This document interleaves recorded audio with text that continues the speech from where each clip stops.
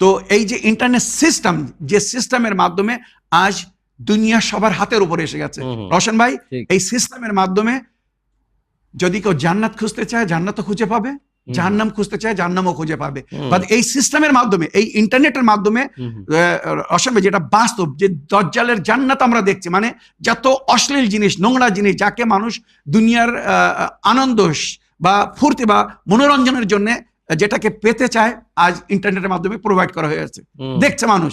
আর ওখানে মনে করুন উল্টো নেক রাস্তাও কিন্তু অনেক আছে, মানে যার উপরে চললে অশ্লীল থেকে মানুষ রক্ষা পাবে, বা যদি মানুষ নিজের নাফসকে কন্ট্রোল করতে পারে তো হয়তো এই দুনিয়া সে একটু কষ্ট পাবে, কিন্তু সে পরকালে আল্লাহর জান্নাতে থাকতে পারবে।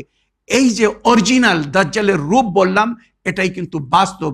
আর দুনিয়ার অধিকাংশ মানুষ এই দাজ্জালের জালের মধ্যে ফেসে গেছে। যারা বুদ্ধিজীবী তারা এই দাজ্জালের এই জালে, এই ইন্টারনেটের মধ্যে থেকেও তারা কিন্তু অন্যায় করছে না, বরং ভালো ভালো জিনিস নিচ্ছে এবং সেটাকে অন্যদেরকে বলছে। কিন্তু যারা দাজ্জালের ভয়ঙ্কর বা মানে অশ্লীল জালের মধ্যে ফেসে গেছে রোশন ভাই, তারা মনে করছে আমরা স্বর্গ পেয়ে গেছি। কিন্তু